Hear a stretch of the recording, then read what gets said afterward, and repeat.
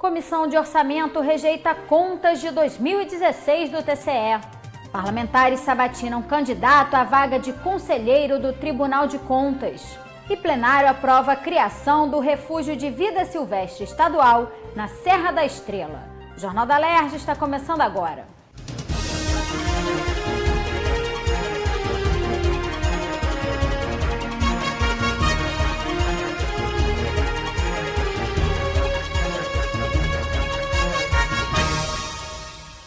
Boa noite. As contas de 2016 do TCE foram rejeitadas por unanimidade na Comissão de Orçamento da Alerj nesta terça-feira. O relator, deputado Luiz Paulo, disse que utilizou como critério para rejeitar as contas da instituição as delações do ex-presidente do tribunal, Jonas Lopes, acusado de integrar um esquema de venda de decisões tomadas pela corte. Luiz Paulo lembrou também que em 2016 a Alerj aprovou um projeto de lei do TCE que autorizou a instituição a fazer convênio com o governo do estado para repassar recursos do seu fundo para pagar alimentações em atraso do sistema penitenciário e do Degase, e que isso, na verdade, foi uma manobra para o recebimento de propina. Se usou essa boa-fé do parlamento e isso foi objeto de negociações com propina. Isto está dito pelo ex-presidente Jonas Lopes na sua delação premiada, onde ele é réu confesso. Então não tem como você aprovar as contas de 2016 quando o ex-presidente do TCE está denunciado na área criminal ao STJ e sabemos que isso não impede que também tenham ações cíveis de improbidade administrativa. O parlamentar falou ainda sobre o que pode acontecer caso o parecer seja aprovado pelo plenário. Os efeitos podem ser que o Ministério Público do Estado queira abrir também uma ação de improbidade com perda de direitos políticos e devolução ao erário das perdas que aconteceram. Pode ter um desdobramento bastante severo. A Comissão de Orçamento aprovou também o parecer do deputado Gustavo Tutuca às 4.289 emendas apresentadas por parlamentares à Lei Orçamentária Anual de 2018. 3.774 emendas foram mantidas na íntegra pelo relator. 463 ganharam subemendas e 52 foram rejeitadas. A LOA 2018 prevê uma arrecadação de 63 bilhões e 300 milhões de reais para o Estado. Já as despesas estão estimadas em 72,5 bilhões, o que representa um déficit de aproximadamente 10 bilhões de reais. O deputado Luiz Paulo disse que ainda deve ser somado a esse valor os restos a pagar de 2016 e 2017 e que por isso foi assinado um termo de ajuste fiscal com 3 linhas que devem ser combatidas. A primeira é o excesso de incentivos fiscais. Mais de 9 bilhões de reais por ano foi o valor de será o valor de 2017. Isso implica dizer que nós estamos dando subsídio aos grandes capitais, em detrimento do conjunto da população, principalmente em detrimento à saúde, à educação e à segurança pública. O outro grande combate é a sonegação fiscal, que hoje está em torno de 27,1% do ICMS, que são outros 9 bilhões de reais. E outras são as perdas da Lei Candir, que chega a 4 bilhões de reais por ano, que pode isso se alterar se o Congresso Nacional aprovar a emenda constitucional que acaba, com o subsídio à exportação de produtos primários e produtos semi-elaborados, subsídio de ICMS. O parecer vai ser encaminhado para votação em plenário. A previsão é que a partir do dia 12, depois da gente publicar o relatório que foi aprovado aqui hoje na Comissão de Orçamento, o plenário possa deliberar sobre o orçamento do Estado para o ano que vem. Eu acredito que, mais tardar até a semana do dia 14, final da semana do dia 14, a gente esteja com o orçamento aprovado aqui na casa. A comissão aprovou também o parecer do deputado Gustavo Tutuca às emendas do Plano Plurianual de 2016 a 2019. O Conselho de Ética da Alerj decidiu encaminhar à mesa diretora o processo protocolado por 9 parlamentares que pedem a investigação por quebra de decoro parlamentar dos deputados Jorge Pisciani, Edson Albertassi e Paulo Melo. O presidente do Conselho, deputado André Lazzaroni, explicou o trâmite que será realizado a partir da decisão da mesa diretora. Na última reunião, o parlamentar ressaltou que o documento continha um erro, já que devia passar primeiro pela mesa diretora antes de ir para o Conselho de Ética. Os próprios deputados reconheceram, né, o equívoco que cometeram e deram entrada num outro projeto, num outro processo, num outro pedido de investigação, há que se corrigir isso, né? Um outro pedido de investigação em cima dos 3 parlamentares que hoje estão, de forma cautelar, estão presos. Agora a mesa tem que se reunir e encaminhar ao Conselho de Ética, que vai se reunir e aí vamos avaliar o que diz o Código de Ética e vamos encaminhar vamos caminhar de acordo com o que diz o Código de Ética. Um dos 9 parlamentares que assinou o pedido de investigação, o deputado Anderson Nogueira, disse que a expectativa é que o processo seja analisado ainda este ano. O pedido se baseia diretamente na denúncia oferecida ao Judiciário, que inclusive traz a medida cautelar, né, onde os 3 deputados estão privados de sua liberdade e, na verdade, se solicita que a Casa tenha a investigação no fórum adequado, que é exatamente o Conselho de Ética. A Comissão de Normas Internas aprovou o nome de Rodrigo Melo do Nascimento para assumir a vaga de conselheiro do Tribunal de Contas do Estado, em substituição ao ex-conselheiro Jonas Lopes. O candidato indicado ao cargo pelo governador Luiz Fernando Pezão apresentou todas as certidões necessárias e foi sabatinado pelos deputados. Rodrigo Melo do Nascimento tem quase 15 anos de experiência em tribunais de contas. Atuou durante 5 anos no Tribunal do Município do Rio, 8 no da União e quase 2 como conselheiro substituto do TCE.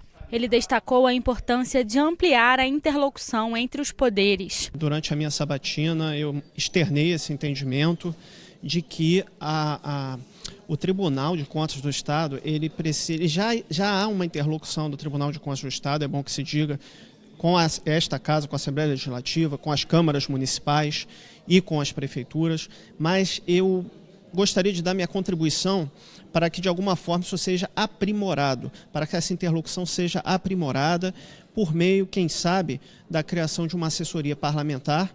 O TCE pode fazer isso, a semelhança do que já existe no TCU, de forma a ter uma porta, um canal de comunicação oficial do TCE para fazer a interlocução, principalmente com esta casa, mas não só com esta casa, como também com os poderes legislativos municipais e também as prefeituras em geral. Questionado pelos parlamentares sobre a sua atuação em relação à função de orientar as prefeituras, o candidato ressaltou que mais importante do que fiscalizar e punir, o papel do TCE deve ser de orientar o gestor público. A gente precisa punir aquele gestor que está de má fé, aquele gestor que não aceitou a nossa orientação.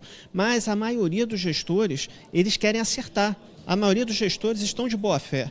Esses gestores têm que ser orientados, têm que ser ensinados. O TCE precisa acentuar melhorar ainda mais esse papel orientador que ele exerce. Os deputados também questionaram o candidato sobre uma proposta de emenda à Constituição que tramita no Congresso, que altera a composição dos tribunais de contas, prevendo que seja um órgão apenas técnico.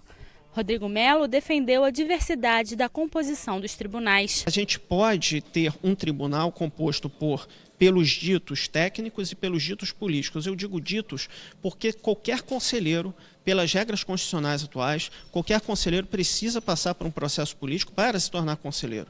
Isso vale inclusive para mim, que sou hoje conselheiro substituto. Estou aí a um passo de assumir a vaga de conselheiro titular, a qual seja a aprovação pelo plenário da Alerj. E todos nós temos que passar por um momento político, por um processo político. O conselheiro foi indagado sobre a carta de renúncia assinada pelos 3 auditores indicados à vaga pela presidente do TCE. Rodrigo Melo disse que não entendia que a vaga era destinada ao corpo técnico. Eu me convenci de que não seria viável, não havia sustentação política para isso. Na época havia uma dúvida jurídica sobre se a indicação seria de livre escolha do governador ou se seria de um conselheiro substituto, de forma que na ocasião eu entendi, para o bem público, para que essa vaga fosse preenchida com celeridade, posto que o tribunal está funcionando com apenas 4 membros, com uma sobrecarga muito grande de trabalho, eu optei por assinar a desistência. Ocorre que a conjuntura mudou, houve, depois dos últimos acontecimentos, inclusive a operação da Polícia Federal, e com a evolução do entendimento de que a vaga é de um conselheiro substituto, abandonando-se o entendimento anterior de que a vaga seria de livre indicação do governador. A partir dessa mudança de entendimento, eu reconsiderei minha decisão de desistir a vaga, voltei para a disputa e o governador indicou o meu nome, o que muito me honra. A comissão aprovou por unanimidade a indicação do candidato Rodrigo Melo do Nascimento para o TCE, que agora segue para a análise do plenário. A gente queria exaltar aqui, enaltecer o currículo do apresentado, do senhor Rodrigo Melo Nascimento, por estar apto a ocupar essa função de Tribunal de Contas do Estado, de Conselheiro do Tribunal de Contas.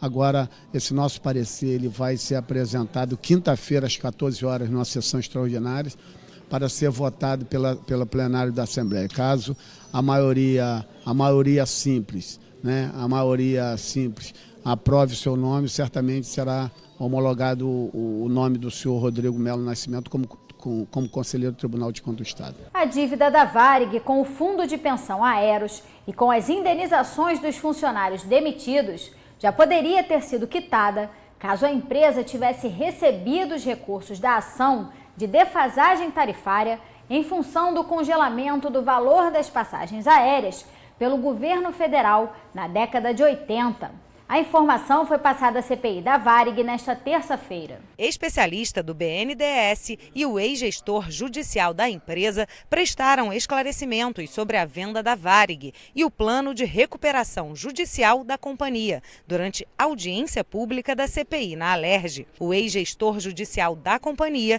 disse que pelo plano de recuperação executado por ele na época, todos os atrasados teriam sido pagos caso a empresa tivesse recebido os valores referentes à ação já julgada pelo Supremo Tribunal Federal. O valor que essa ação possui de crédito em favor da Varig é muito grande, capaz de liquidar uma dívida da Varig com a Aeros, com isso salvar os beneficiários do fundo e liquidar as rescisões trabalhistas dos funcionários que ainda trabalhavam na Varig no período e que não receberam suas rescisões, limitados até 150 salários mínimos, que é o que a lei de recuperação prevê. Esse dinheiro é suficiente para isso tudo. Durante o encontro, Sérgio Varela, especialista do BNDES, disse que não houve irregularidades no suporte dado pelo banco para investidores que queriam emprestar recursos para compor o capital de giro da companhia aérea até que ela fosse vendida.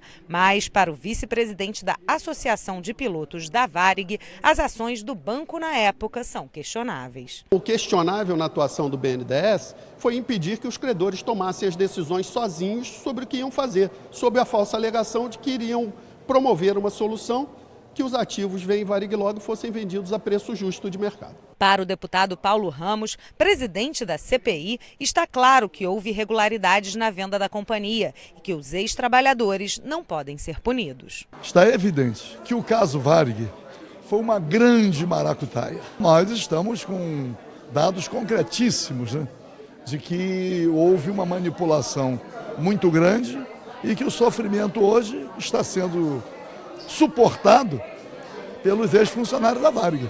São eles que estão sofrendo, porque não têm seus direitos reconhecidos e vão envelhecendo, vão morrendo, vendo e cada vez mais ficando confirmado o crime que foi praticado contra o país e agora comprovadamente também contra esses servidores. O plenário da Alerj aprovou nesta terça a criação do refúgio de vida silvestre estadual da Serra da Estrela, nos municípios de Duque de Caxias, Petrópolis e Magé.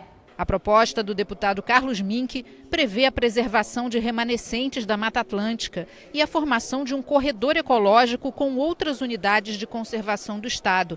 Foram incluídas emendas que determinam a proteção dos povos quilombolas da região e a obrigatoriedade de projeto de lei para mudanças na área de preservação. O texto segue agora para sanção ou veto do governador. Inicialmente seria um parque, houve 3 audiências públicas concorridas, mais de 200 pessoas, em Magé, Petrópolis e Caxias, e a população optou pelo refúgio de vida silvestre, que é de proteção integral, mas as pessoas continuam podendo ficar lá, se comprometendo a proteger as nascentes, as árvores, a fauna, a biodiversidade. A taxa de inscrição para processos seletivos de escolas técnicas do Estado pode se tornar gratuita. O projeto do deputado Marcos Vinícius foi aprovado e depende da sanção do governador para virar lei. É um projeto importante porque o aluno já estuda na escola pública porque não tem condição de pagar o estudo particular, a escola particular. Então, agradecer aos companheiros da Assembleia que aprovaram por unanimidade esse projeto. O projeto do deputado Samuel Malafaia obriga a Federação de Futebol do Estado do Rio a adotar o recurso do árbitro de vídeo nas partidas. As câmeras especiais podem ajudar a esclarecer lances duvidosos. O texto foi aprovado em segunda discussão e agora segue para a sanção ou veto do governador. Ora, o juiz não tem culpa se ele não vê um lance, é uma coisa humana que às vezes falha, o tempo não é suficiente para a percepção. O vôlei não tem mais dinheiro do que o futebol e tem árbitro de vídeo em todas as partidas. O tênis tem mais dinheiro do que o futebol e também tem o árbitro de vídeo. Por que o futebol não tem? Qual o interesse desses cartolas de não fazer isso? Por isso está a lei. O deputado Paulo Ramos propõe alterar a linha divisória entre os municípios de Cabo Frio e Búzios. O parlamentar quer que a comunidade conhecida como Maria Joaquina, que hoje faz parte da cidade de Cabo Frio, seja anexada a Búzios. O deputado justifica que a maior parte da população vota, trabalha, tem atendimento médico e estuda na cidade de Búzios. O texto aprovado vai para a sanção do governador. Maria Joaquina representa o trecho incluído para ser anexado a Búzios. Representa uma perda tão pequena que sequer a perda se equipara ao pouco que o município de Cabo Frio gasta com a escola, com o posto de saúde. É uma área completamente abandonada. E o município de Búzios não pode realizar ali nada, porque senão o Tribunal de Contas... Então Cabo Frio não faz, Búzios quer fazer e não faz, mas a população de Maria Joaquina está vinculada historicamente, socialmente, a Búzios. O Jornal da Alerj fica por aqui. Você pode acompanhar a programação também em nosso site e pelas redes sociais. TV Alerj, o canal do povo fluminense. Uma boa noite para você e até amanhã.